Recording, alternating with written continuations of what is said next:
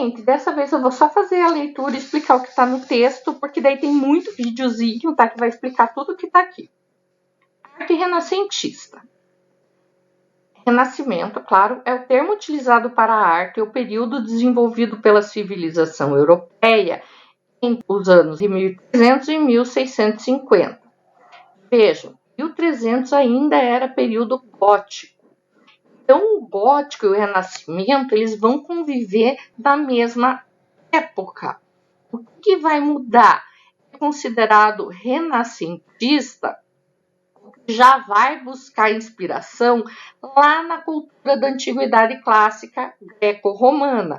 Então, vai ter um estilo. O gótico tem o estilo que a gente já estudou, mas eles convivem mais ou menos na mesma fase. Outra coisa, o gótico está mais presente na França. O Renascimento vai ter início nessa fase na Itália. Então, também são lugares diferentes. Bom, pode esquecer isso.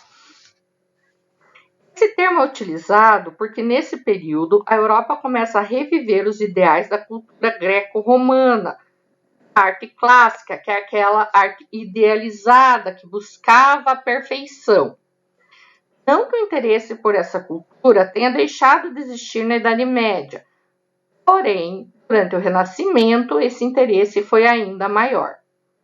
Na Renascença, ocorreram muitos progressos e realizações no campo das artes, literatura e ciência, que acabaram por superar a herança clássica greco-romana antigas.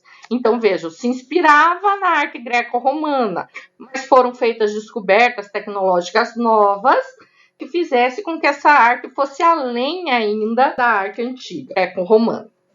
Na Renascença, ocorreram muitos progressos e realização nos campos das artes, literatura e ciência que acabaram por superar a herança clássica greco-romanas antigas. A riqueza passou a se concentrar nas mãos de comerciantes e banqueiros, a chamada burguesia, né?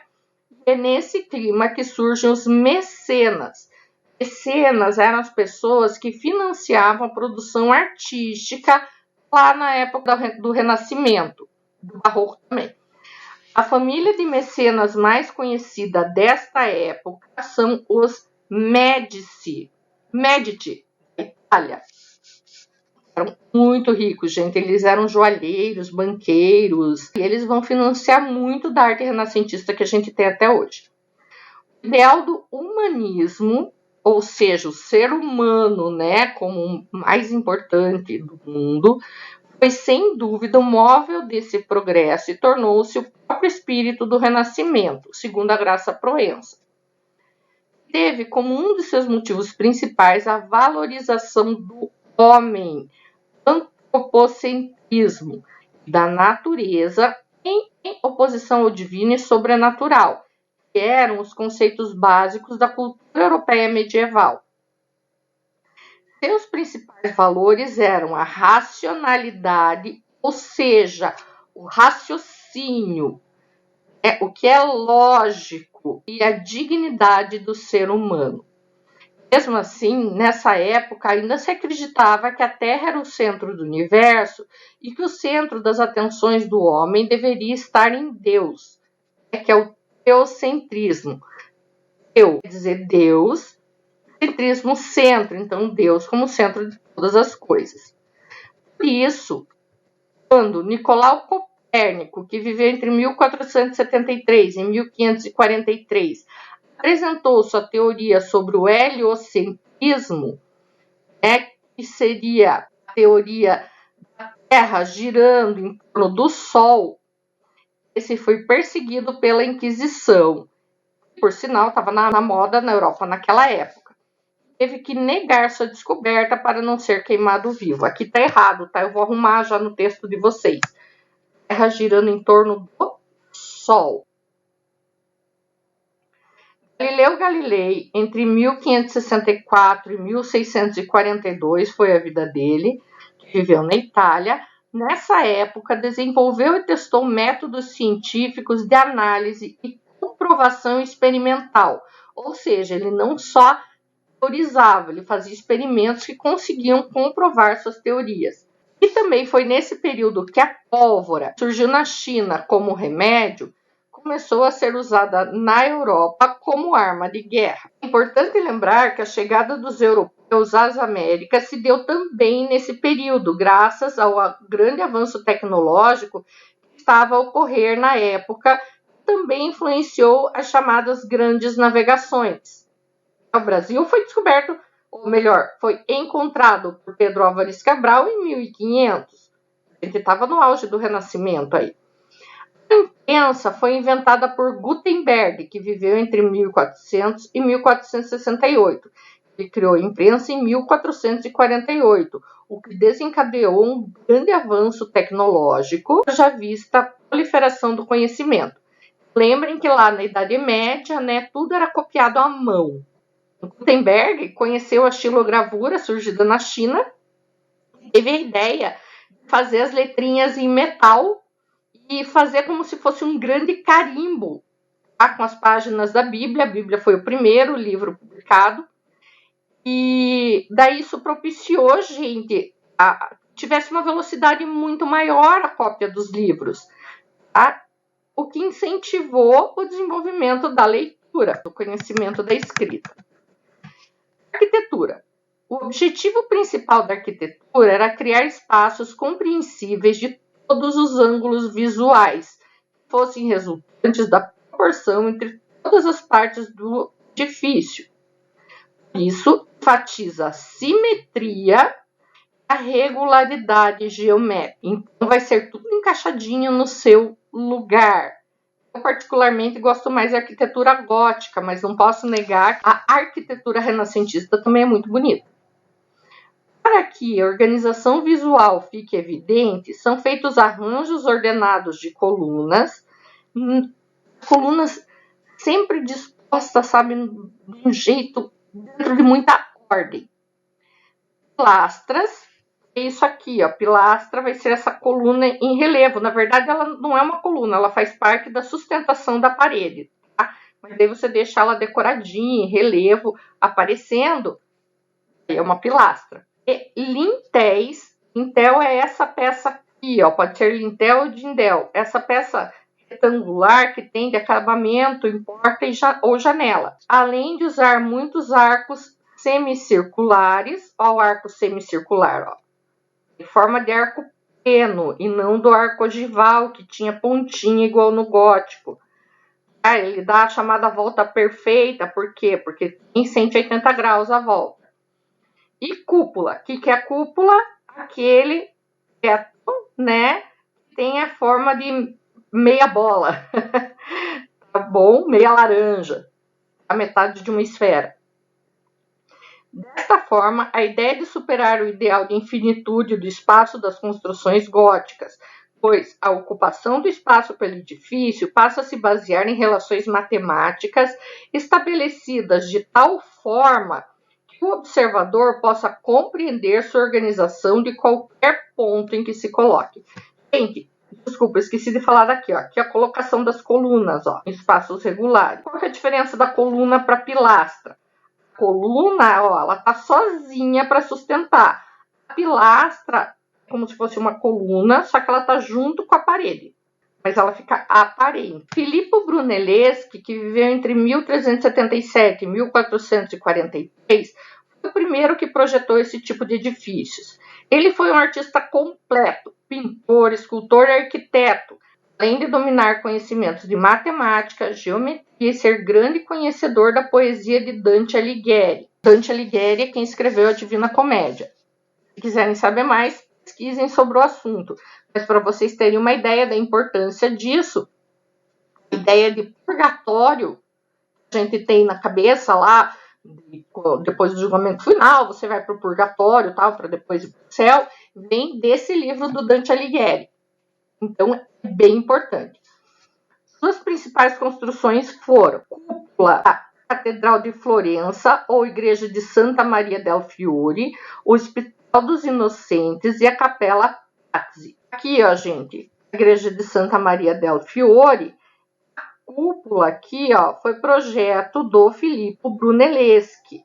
E ela tem um encaixe, uma maneira de encaixe dos tijolos, gente, que é super interessante, que não caísse a culpa na cabeça de ninguém. Essa daqui é a Basílica de São Pedro, na Itália, que sempre aparece os pronunciamentos do Papa tal, são feitos aqui na Basílica de São Pedro. Os católicos acreditam que o corpo de São Pedro, ou de Pedro, né, apóstolo de Jesus, está aqui nesse local. A cúpula, que é essa parte aqui, ó, foi projetada pelo Michelangelo Buonarroti, que também era escultor e pintor. Esses caras eram incríveis. Pintura passa a ser planejada e fundamentada por conceitos matemáticos que resultam na representação da perspectiva. O que é perspectiva? A ilusão de tridimensionalidade, vai dar a impressão de profundidade na pintura. E o uso da proporção áurea. E a proporção áurea, gente, é um cálculo matemático, geométrico que é feito, que você consegue estabelecer pontos dentro da proporção do retângulo, do quadrado, do rosto e tal. E vão ser pontos muito importantes que, se você fizer uma representação nesse lugar, vai ficar equilibrado visualmente, mesmo você não esteja usando a simetria. Vou colocar um vídeo sobre a proporção áurea, porque ela é meio difícil de entender. Eu sei calcular, mas não sei explicar. O desenho, ou seja, nesse caso é quase o projeto da pintura, esse desenho, torna-se mais importante que a pintura. E a tinta base d'água, utilizada lá nos afrescos tal, é substituída pela tinta a óleo, que pelo seu maior tempo de secagem propicia maior facilidade para a correção dos erros, facilitando assim a busca da perfeição. Graças a isso, foram desenvolvidas as técnicas do esfumato, italiano esfumaçado, ampliou as variações de tonalidade na gradação de cores, ou seja, por causa do esfumato, a gente não vê nas pinturas renascentistas passagem de uma cor para outra, representação de luz e sombra. Esse degradê, ele é feito de uma maneira tão suave, que parece fumaça, o nome esfumato. Claroscuro, italiano claro escuro, passou a utilizar luz e sombra para dar maior impressão de volume e profundidade aos objetos e seres representados. Vocês já viram? Preste atenção nas pinturas, que normalmente está mais claro, parece estar mais à frente, mais próximo da gente. O que está mais escuro, a gente tem a impressão de ser mais profundo, de estar mais longe da gente. Isso é o claroscuro, que foi desenvolvido também no Renascimento. Tanto a descoberta da técnica do esfumato quanto do claroscuro são atribuídas ao Leonardo da Vinci na Mona Lisa. Também vou deixar o videozinho para vocês. Nessa época também, os artistas tendem a utilizar mais sua criatividade, dando característica própria à sua pintura, que a gente chama de assinatura. Não é aquela assinatura escrita que a gente tem o nome da gente, mas existem artistas que podem não ter escrito nada na obra. Você olha a obra e você reconhece que é de um determinado artista. A Tarsila do Amaral, por exemplo. Tarsila do Amaral, especialmente na fase pau-brasil dela e na fase antropofágica lá do Abapuru, a gente olha a obra dela e já sabe que é dela. Mesmo que você não veja assinado Tarsila do Amaral, você sabe que ou é dela ou alguém imitando ela. Isso a gente chama de assinatura do artista. Lembrando que a Tarsila não é do Renascimento, tá, gente? Por favor, só estou usando de exemplo porque é fácil de entender essa questão da assinatura da obra, né? Que você olha a obra e você sabe, nossa, isso daí foi fulano que pintou, mas do jeito de pintar. Então, desta forma, aqui, ó, o artista passa a ser um criador individual e autônomo, tendo uma liberdade de criação muito maior do que na Idade Média, pois não precisava mais seguir os padrões obrigatórios da Igreja Católica. Os principais artistas na pintura foram Masaccio, viveu entre 1401 e 1428, foi crítico e historiador da arte. Concebia a pintura como imitação fiel do real, reproduzindo as coisas tais quais elas são. Obras: Adão e Eva expulsos do paraíso, São Pedro distribui aos pobres os bens da comunidade, e São Pedro cura os enfermos. Santíssima Trindade, que está na igreja de Santa Maria Novella, em Florença, e Madonna e o Menino. Madonna, na Itália, gente, sempre que vocês virem esse nome, está se referindo a Maria, mãe de Jesus, tá? Não é a cantora, não, ok? Angélico viveu entre 1387 e 1455. Sua formação cristã e conventual, o que quer dizer que ele foi criado onde? Foi criado lá no seminário. Juntamente com seu interesse pela realidade humana, fez com que suas obras manifestassem uma grande tendência religiosa, com obras tendo grande sentido místico.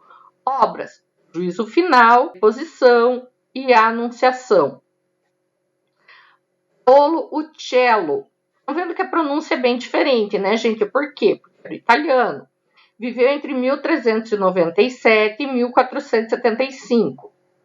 Ao mesmo tempo, utiliza todo o conhecimento matemático e geométrico característicos da Renascença, busca inspiração também nas fantasias medievais. As obras dele, gente, são muito legais, tá? Obras São Jorge e o Dragão, de 1455, Batalha de São Romão, 1460, mas assim, é muito legal, porque sempre que você vê dragão, esses seres, assim, da mitologia medieval mesmo, normalmente são relacionados ao Paolo Uccello, é muito bacana. Piero della Francesca, viveu entre 1410 e 1492. Cenas de suas obras não pretendem demonstrar movimento nem emoções, mas sim servem de suporte para a representação de uma composição geométrica. Obras Ressurreição de Jesus, Duque Frederico de Montefeltro e sua esposa Batista Sforza, de 1472, um díptico. O que quer dizer díptico? É uma obra feita em duas partes. Você olha, em vez de ser um quadro só, são dois quadros, né, falando da mesma coisa, com o mesmo tema. Esses quadros devem ficar juntos, porque eles compõem uma única obra. Tá? Tríptico quando são dois, tríptico quando são três. Batismo de Jesus e Nossa Senhora com o Menino e Santos. Botticelli, é o Sandro Botticelli, né? Veio entre 1445 e 1510. Seus quadros transmitem ritmo, suavidade e graciosidade para as figuras pintadas. Beleza idealizada. Utilizava temas tirados da antiguidade grega e tradição cristã. Para ele, as figuras belas manifestavam a graça divina, e as melancólicas eram as que perderam o dom de Deus. Olha que coisa linda, gente. A obra mais conhecida dele, né, sem dúvida, é O Nascimento de Vênus, e a outra, segunda mais conhecida, é a Alegoria da Primavera.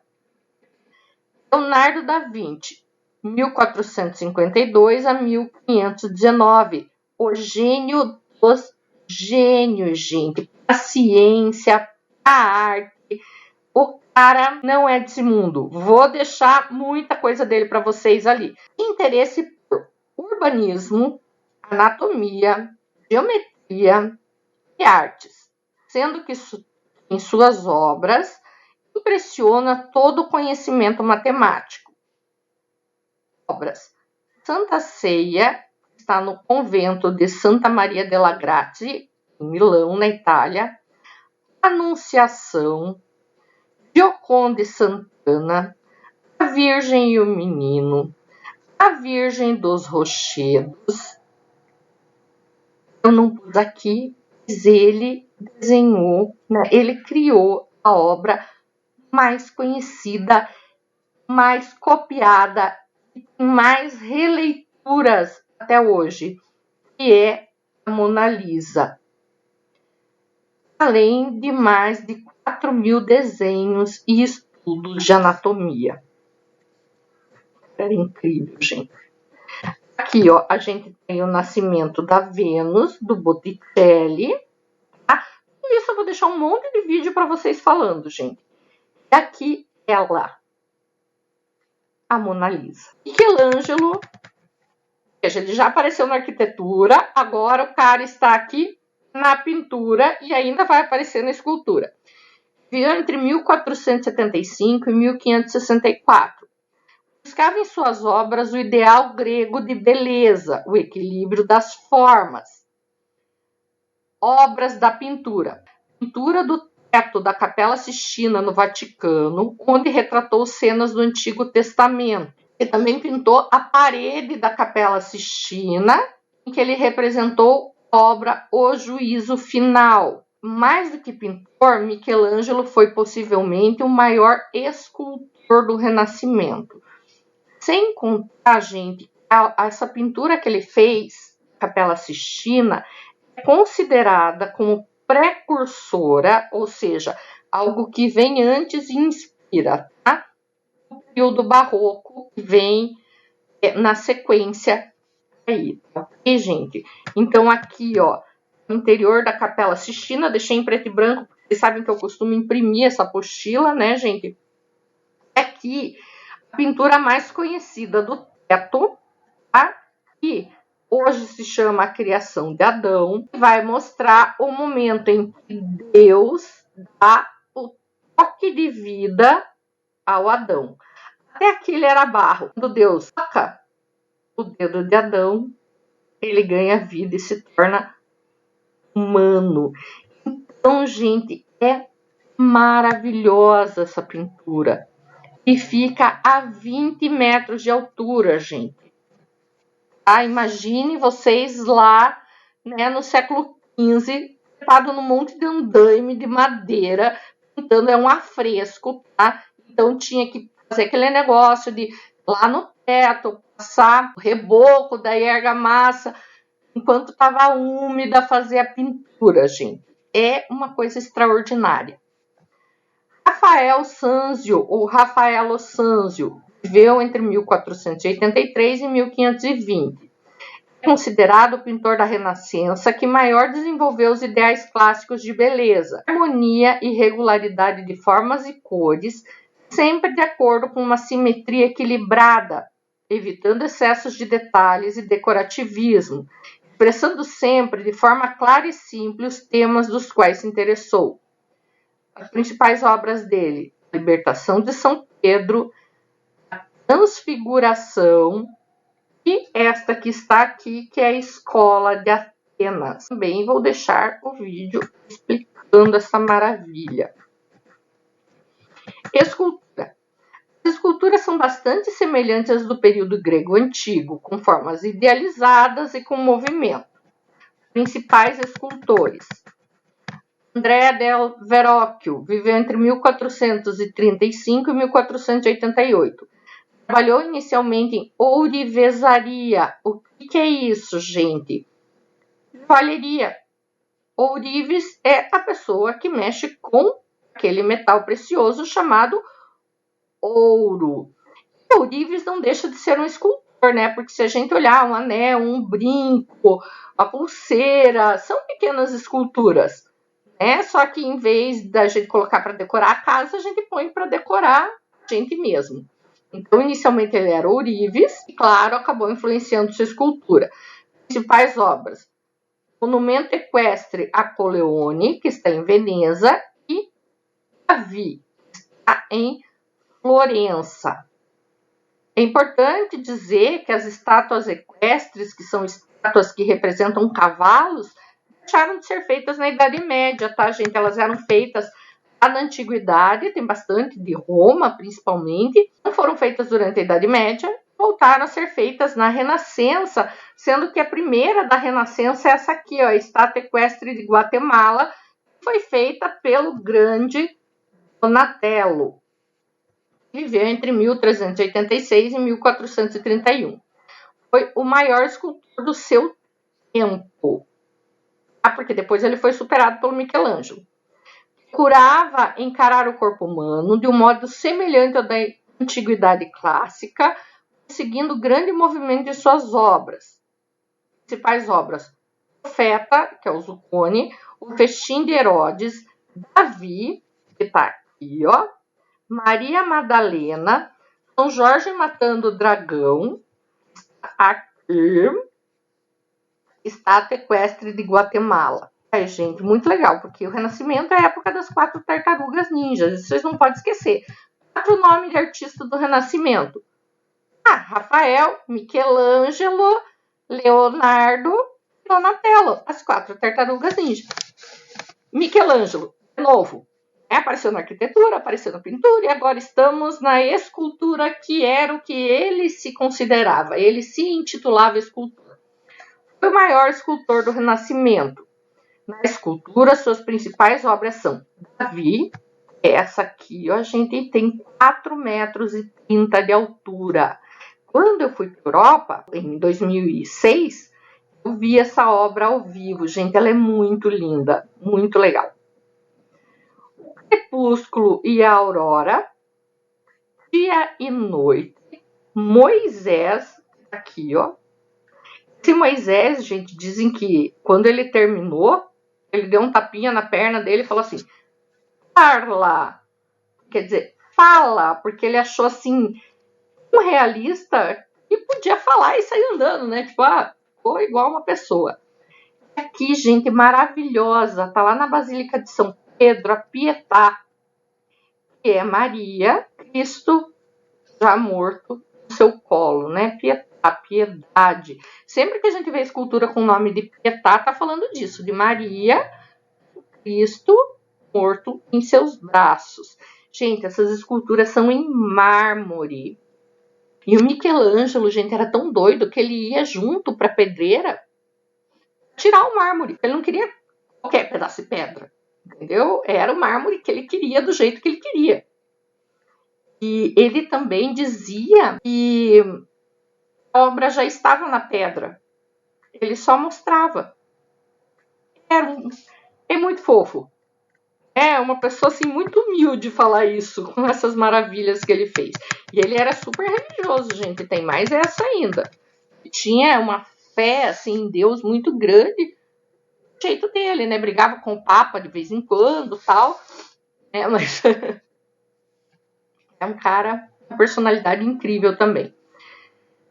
O Renascimento na Alemanha e nos Países Baixos. Bom, depois, né, de surgir na Itália, em Florença, que surgiu, né? De Florença foi para Milão, foi para Roma, para outras cidades italianas, e a influência acabou espalhando por outros pintores da Europa. Então, eu vou falar de algum desses pintores. Dürer viveu entre 1471 e 1528. Arte fiel à realidade, representando com inquietude camponeses, soldados e gente do povo com seus trajes típicos.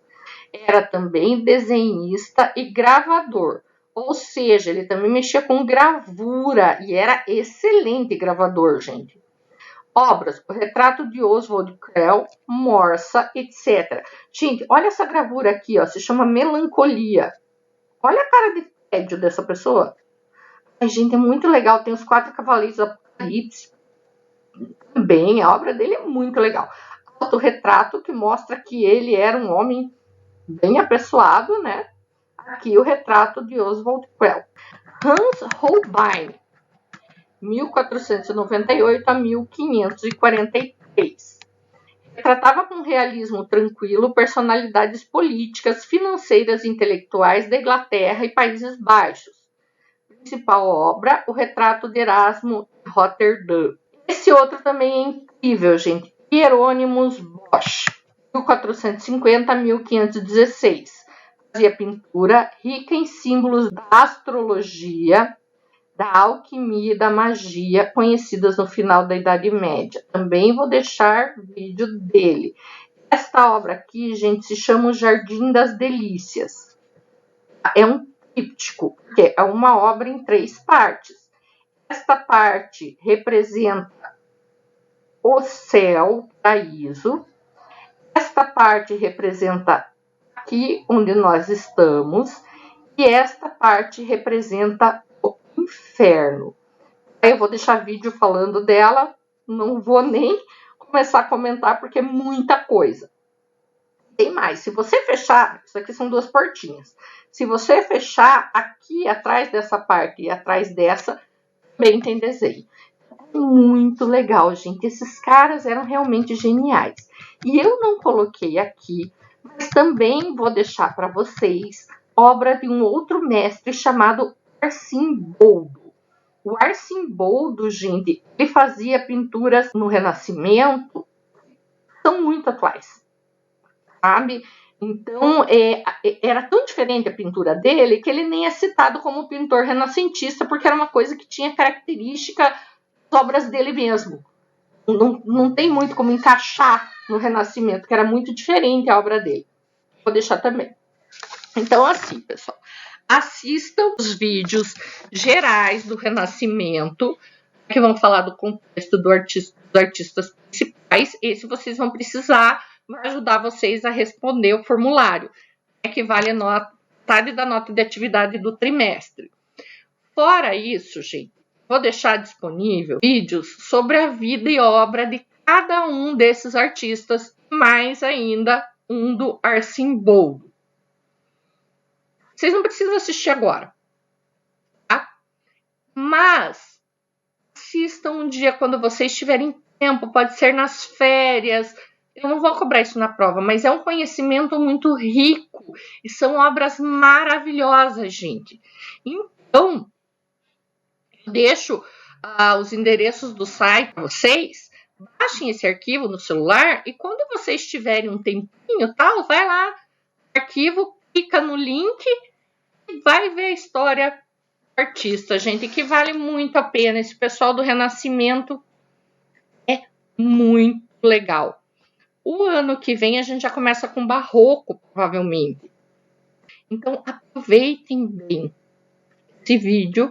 Qualquer dúvida, vocês podem entrar em contato comigo, melhor pelo WhatsApp, que eu respondo mais rápido, tá bom? Porque às vezes, quando vocês deixam no mural, tem muita coisa eu acabo nem vendo.